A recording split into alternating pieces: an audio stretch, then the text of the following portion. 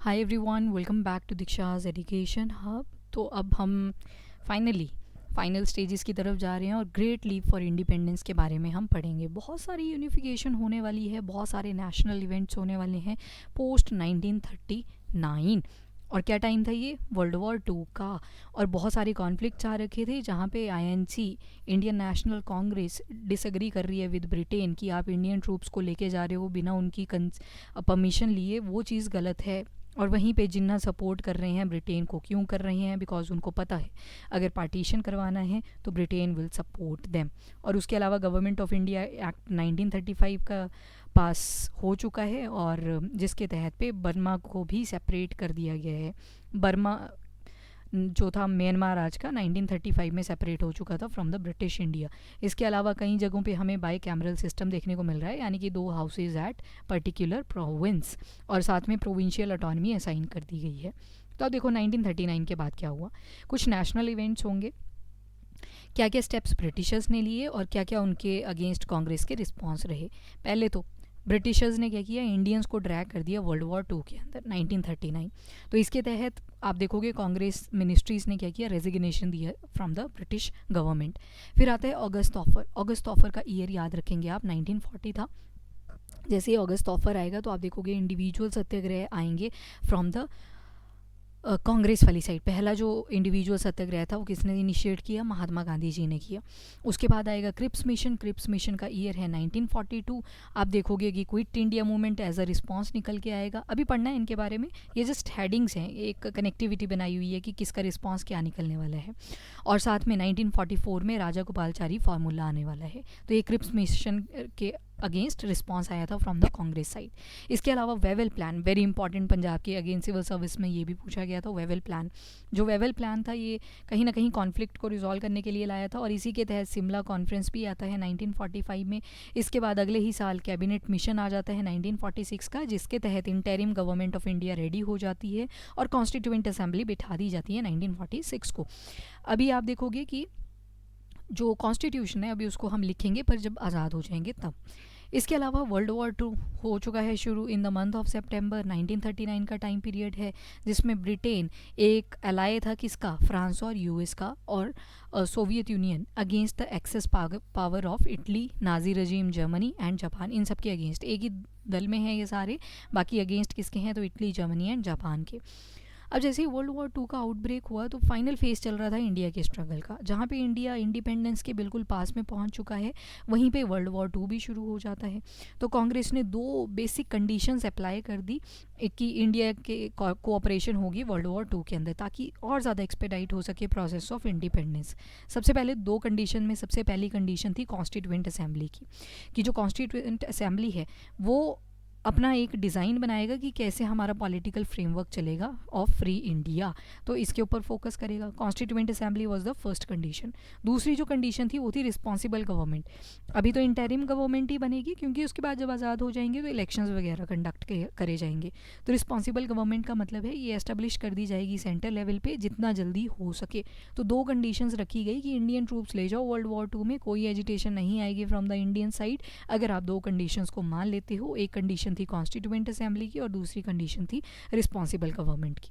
इसके बाद गवर्नमेंट का क्या रिस्पॉन्स आया, तो गवर्नमेंट ने इमरजेंसी पावर्स को एक्वायर कर लिया, और जो डिफेंस ऑफ इंडिया ऑर्डिनेंस है in order to curb civil liberties, ये सारी चीज़ें थी।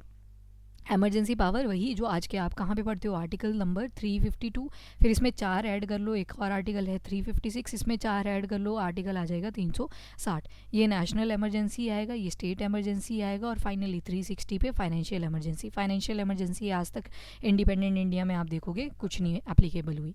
तो गवर्नमेंट ने एक्वायर कर लिया इमरजेंसी पावर्स को और डिफेंस ऑफ इंडिया ऑर्डिनेंस शुरू कर दिया in order to curb civil liberties.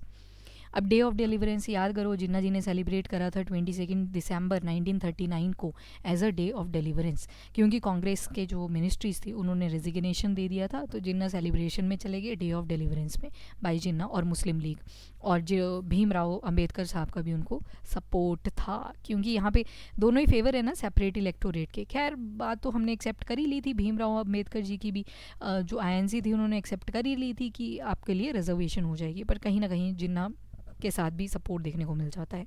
अब आती है डिमांड ऑफ पाकिस्तान। अब चले हम पार्टीशन की तरफ। जो मुस्लिम लीग है ये अपनी डिमांड रख देते हैं कि हमारी, पहले तो सेपरेट इलेक्टोरेट बोल रहे थे, अब सेपरेट ऑटोनोमस रीजन बोल रहे हैं फॉर मुस्लिम्स, कि मुस्लिम्स के लिए एक अलग कंट्री बना दी जाएगी। जब हम पार्ट 2 पढ़ेंगे ना पॉलिटी के अंदर, तो उसमें आता है एक सिटीजनशिप। तो उसमें देखेंगे कि कैसे सिटीजन्स को बोला गया कि अगर पाकिस्तान जाना है पाकिस्तान जाओ, इंडिया में रहना है इंडिया में रहो। तो वो तो सारी बातें हैं खैर 1946 और 47 की। अभी क्या हुआ है, पाकिस्तान के लिए डिमांड रख दी गई है, पहले जहाँ पे सेपरेट इलेक्टोरेट था अब separate autonomous country for the Muslims की बात जो है वो रख दी गई है लाहौर सेशन के अंदर, जिसको पाकिस्तान रेजोल्यूशन के नाम से भी जाना जाता है। ये वाला जो लाहौर सेशन है ये 1940 की हम बात कर रहे हैं, और वर्ल्ड ट्यूबरक्लोसिस डे जब होता है 24 मार्च, उसी तारीख की बात हो रही है। पाकिस्तान रेजोल्यूशन से भी इसको जाना जाता है। अब इसमें क्या डिमांड करी गई कि उन एरियाज़ की ग्रुपिंग कर दी जाए जहाँ पे मुस्लिम्स मेजॉरिटी में रह रहे हैं, जैसे नॉर्थ वेस्ट और ईस्ट वाले पार्ट में काफ़ी रह रहे थे। नॉर्थ वेस्ट वही जिस साइड आपको पाकिस्तान मिलता है आज के टाइम पे, तो वो चीज़ आ जाती है। और along with this adequate safe guard लिए जाएँ फॉर द मुस्लिम जहाँ पे भी वो माइनॉरिटी में है।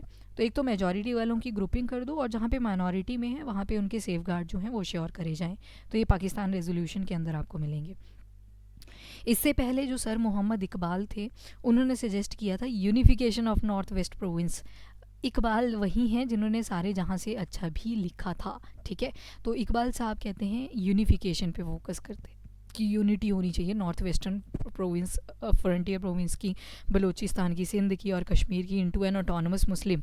अब ये भी किसकी यूनिफिकेशन की बात कर रहे हैं, मुस्लिम की यूनिफिकेशन की, ठीक है। उसके अलावा with in the federation during Allahabad session of Muslim League in 1930, ये इन्होंने डिमांड 1930 में ही जाके रख दी थी। इसके बाद जो मुस्लिम लीग है उन्होंने पाकिस्तान रेजोल्यूशन को पास कर दिया ऑन 24 मार्च 1940, और सेशन कहाँ पे हो रहा है, लाहौर में हो रहा है। अब आता है 1940 का अगस्त ऑफर। अब इंडियंस की कोऑपरेशन चाहिए थी ब्रिटिशर्स को वर्ल्ड वॉर के अंदर, तो वाइस रॉय लिलेंथ को थे उस टाइम पे, उन्होंने एक स्कीम ऑफ कंसेशन को ऑफ़र किया कांग्रेस के आगे ऑन 8 अगस्त 1940, जिसको अगस्त ऑफर भी बोला जाता है। देखा ना हमने कि वर्ल्ड वॉर के अंदर इंडियंस जो लीडर्स थे वो नहीं चाहते थे कि पार्टिसिपेट करें, पर ब्रिटिशर्स अपने हिसाब से ले गए थे। तो एज अ कंसेशन, माफ़ी तो मांगेंगे नहीं मुंह पे, तो एज अ कंसेशन एक स्कीम ले आते हैं इन फ्रंट ऑफ इंडियंस। कौन से मंथ में लेके आए, अगस्त मंथ में लेके आए, और नाम दे दिया अगस्त ऑफर। क्या मेजर प्रोविजन थे इस अगस्त ऑफर के, तो एक तो बोला गया कि वाइस रॉय की जो एग्जीक्यूटिव काउंसिल है उसको एक्सपांड कर दिया जाए, और ज़्यादा से ज़्यादा इंडियंस उसमें ऐड कर दिए जाएंगे बिना किसी देरी के। तो एक तो एक्सपेंशन पे फोकस किया, जो एग्जीक्यूटिव काउंसिल है जहाँ पे स्कीम्स बन रही हैं, पॉलिसीज़ बन रही हैं, रूल्स बन रहे हैं, रेगुलेशंस बन रही हैं, उसकी एक्सपांशन कर दी गई, जिसमें इंडियंस और ज़्यादा जो है ऐड करे जाएंगे। Establishment of war advisory council, और एक काउंसिल बनाई जाएगी जो कि एडवाइजरी होगी, यानी कि जो भी यहाँ पे डिस्कस होगा वो बाइंडिंग नहीं होगा गवर्नमेंट के ऊपर। तो एडवाइजरी काउंसिल बना दी जाएगी, और जो भी वॉर रिलेटेड डिसीजन होंगे वो यहाँ पे चेक करेंगे। जैसे आज मिनिस्ट्री ऑफ डिफेंस आप पढ़ते हो, डोमिनियन स्टेटस टू इंडिया, और डोमिनियन स्टेटस जहाँ पे हम पूर्ण अब 1940 का टाइम चल रखा है, हमने पूर्ण स्वराज की डिमांड 1930 की रखी हुई थी, राइट। ये फिर से आगे डोमिनियन स्टेटस, यानी कि जो डिफेंस होगा, फॉरेन अफेयर्स होंगी और कम्युनिकेशन होगा, that is going to be under Britishers. तो ये तो कहीं ना कहीं कॉन्फ्लिक्टरी था, कॉन्ट्राडिक्टरी था। माइनॉरिटीज़ को अश्योर कर दिया गया कि आपको पॉलिटिकल सेफ गार्ड दे दिए जाएंगे। जैसे ऊपर हमने अभी देखा कि जिन्ना क्या कह रहे हैं कि एक तो हमें क्या चाहिए, सेपरेट ऑटोनमस कंट्री चाहिए फॉर मुस्लिम्स, और साथ में बोला जो मेजॉरिटी वाले एरिया हैं उनकी ग्रुपिंग कर दो, और जहाँ पे माइनॉरिटी हैं, अब पूरे इंडिया में कहीं ना कहीं मुस्लिम्स होंगे, जो माइनॉरिटी होंगे उनको सेफ गार्ड दे दो। तो ये चीज़ इसमें ऐड कर दी गई। Promise to setup a representative Indian body to frame a constitution for India, और जो इंडिया का कॉन्स्टिट्यूशन संविधान फ्रेम किया जाएगा वो इंडिया का ही कोई लड़का जो है वो करेगा। तो जैसे यहाँ पे जो फादर होंगे वो आप देखोगे BR अम्बेडकर साहब को हम बोलेंगे, और वहीं पे प्रेम बिहारी बोस रायज़ादा जो होंगे वो लिखेंगे, ठीक है। और जो डिज़ाइंस बनेंगे हमारे कॉन्स्टिट्यूशन के ऊपर, हर एक पेज के ऊपर हड़प्पन सिविलाइजेशन से लेके महात्मा गांधी जी तक एक डिज़ाइन बना जाएगा। पहले 22 पार्ट्स थे आपकी पॉलिटी के अंदर, कॉन्स्टिट्यूशन के अंदर, आज के टाइम पे 25 हो चुके हैं खैर। तो हर एक पेज के ऊपर एक डिज़ाइन दर्शाया गया था, सिविलाइजेशन को रिप्रेजेंट कर रहा था। तो जो आर्टिस्ट लाए गए वो शांति निकेतन से लाए गए थे। कांग्रेस वर्किंग कमेटी बन जाती है वारधा एरिया में ऑन 21 अगस्त 1940, और ये जो अगस्त ऑफर आया था बहुत इज्जत के साथ इसको रिजेक्ट कर देती है, और साथ में डिक्लेयर कर देती है कि हम कुछ भी यहाँ पे एक्सेप्ट नहीं करेंगे, हम चाहते हैं कंप्लीट इंडिपेंडेंस। क्योंकि अभी मैंने बोला डोमिनियन स्टेटस तो बहुत पुराना हो गया ना, 1930 में तो सबको रियलाइजेशन हो चुकी थी कि हमें पूर्ण स्वराज की तरफ जाना चाहिए। जहाँ पे गांधी जी पहले उस चीज़ को फेवर नहीं कर पा रहे थे, बाद में वो भी फेवर कर रहे थे कि भाई India for Indians, why should we go for the dominion status. ठीक है, तो यहाँ पे हम पूरा इंडिपेंडेंस चाहते हैं और अगस्त ऑफर को हम पूरी तरह से रिजेक्ट कर देते हैं। इवन मुस्लिम लीग ने भी अगस्त ऑफर को रिजेक्ट कर दिया था by stating that country would be dominated by Hindus and they would not be satisfy anything except the partition of India. अब मुस्लिम लीग का मानना था इंडिया को डोमिनेट करेंगे हिंदूज, और मुस्लिम लीग तभी सेटिस्फाई होगी जब इंडिया का पार्टीशन होगा और एक नई कंट्री फॉर्म होगी, that is going to be Pakistan which is a communal country, यानी कि रिलीजन के बेसिस पे जो कंट्री बनेगी। अब इंडिविजुअल सत्याग्रह 1940 में आ चुके थे। कांग्रेस ने आइडिया रखा कि हम सिविल डिसोबीडियंस मूवमेंट को लॉन्च करेंगे बट इंडिविजुअल सत्याग्रह की फॉर्म में। क्योंकि याद करो सिविल डिसोबीडियंस मूवमेंट, याद है ना, चौरी चौरा इंसिडेंस हो गया था वहाँ पे, 22 पुलिसमैन की डेथ हो जाती है जब आग लगा देता है क्राउड ऑफ सेक्शन। गलती तो खैर ब्रिटिशर्स की तरफ से आई थी, पहले उन्होंने फायरिंग शुरू करी थी, पर यहाँ पे आइडियोलॉजिकल ब्रेकडाउन हुआ था जिसके तहत हमने सोचा था कि बिना पीसफुल तरीके से हम इसको कंडक्ट करेंगे, नॉन वायलेंट तरीके से कंडक्ट करेंगे, पर कहीं ना कहीं क्राउड ऑफ सेक्शन जो है वो आग लगा देता है इन पुलिस स्टेशन। तभी तो फिर हिमालयन मिस कैलकुलेशन का नाम भी दिया था इसको गांधी जी ने। तो इसको अब दोबारा से रिज्यूम किया जा रहा है, पर सिविल डिसोबीडियंस मूवमेंट अब डायरेक्टली क्राउड की फॉर्म में नहीं होगी, ये इंडिविजुअल सत्याग्रह की फॉर्म में होगी during Ramgarh session which is taking place in 1940। 17 अक्टूबर 1940 आ चुका है। आचार्य विनोबा भावे जो कि फर्स्ट सत्याग्रही हैं, उन्होंने इंडिविजुअल सत्याग्रह को लॉन्च कर दिया है वारधा महाराष्ट्र वाले क्षेत्र में। ये वारधा वही रीजन है आजकल, आज अगर आप न्यूज़पेपर फॉलो कर रहे हो तो यहाँ पे एक ऑर्डिनेंस फैक्ट्री है जहाँ पे एम्यूनेशन से रिलेटेड गोला बारूद, गन्स, वेपन्स, डिफेंस सर्विसेज के लिए बनाए जाते हैं। तो इसमें आग लग गई थी जिसकी वजह से काफ़ी लोगों की डेथ हो गई है। आरडीएक्स सेक्शन में लगी थी। वैसे तो इसकी फुल फॉर्म अगर देखोगे तो रिसर्च डिफेंस एक्सप्लोजिव होता है, but cyclotrimethylenetrinitramine करके इसका केमिकल कंपाउंड रहता है। तो इस वाले सेक्शन में आग लग गई थी, ब्लास्ट हो गया था यहाँ पे। तो वारधा महाराष्ट्र में आचार्य विनोबा भावे जो कि फर्स्ट सत्याग्रही बने और इन्होंने इंडिविजुअल सत्याग्रह वारधा महाराष्ट्र से शुरू किया under the guidance of Gandhi ji. Jawaharlal Nehru second satyagrahi बने जिन्होंने इंडिविजुअल सत्याग्रह को शुरू किया, और जवाहरलाल नेहरू के बाद ब्रह्मादत्त शुरू होते हैं। तो आइडिया किसका है? गांधी जी का है। फर्स्ट सत्याग्रही कौन बन रहे हैं जो इंडिविजुअल सत्याग्रही हैं? वो हैं आचार्य विनोबा भावे। सेकंड पे आ जा रहे हैं जवाहरलाल नेहरू, और इसके बाद आते हैं ब्रह्मादत्ता। इसी तरह से बहुत सारे इंडिविजुअल सत्याग्रही जो हैं वो गांधी जी की गाइडेंस में चल पड़ते हैं। और इन्होंने मार्च शुरू कर दिया टुवर्ड द दिल्ली, और मूवमेंट क्या बन गई? दिल्ली चलो मूवमेंट। ठीक है, आज तो दिल्ली बोलते हैं ना, उस टाइम पे दिल्ली चलो बोलते थे, दिल्ली चलो मूवमेंट। 1942 का ईयर आ चुका है, क्रिप्स मिशन आ जाता है। अब जैसे ही वॉर शुरू होगी 1940s की, ये जो इंडिविजुअल सत्याग्रह शुरू हो चुके हैं, वहाँ पे वर्ल्ड वॉर शुरू हो रखी है।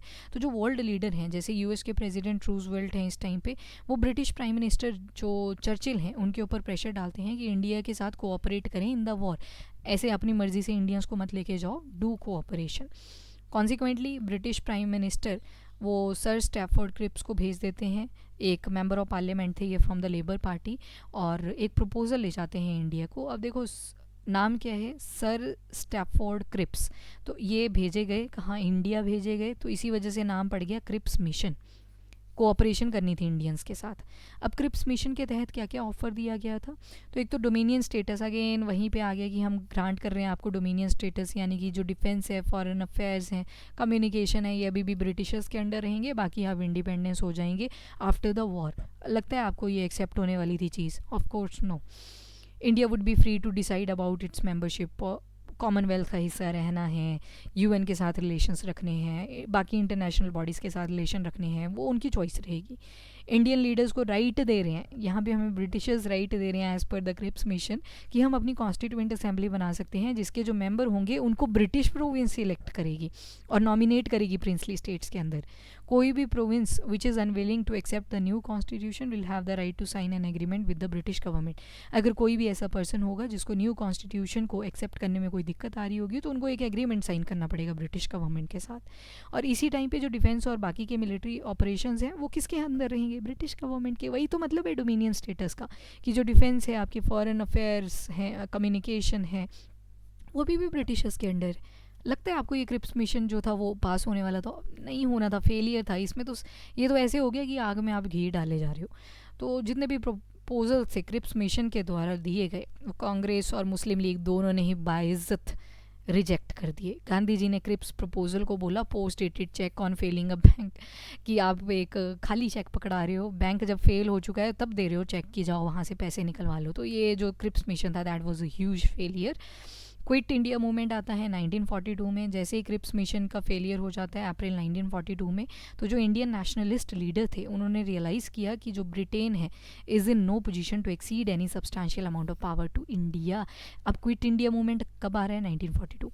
क्रिप्स मिशन का फेलियर हो चुका है 1942 में। इंडियन नेशनलिस्ट लीडर जो हैं उनको एक चीज़ पता चल चुकी है कि ये जो ब्रिटिशर्स हैं बेचारे वर्ल्ड वॉर 2 की वजह से काफ़ी सेटबैक लगे हैं इनको, और इनका दिमाग काम नहीं कर रहा है और कैसे पावर असाइन करनी है इंडियंस को।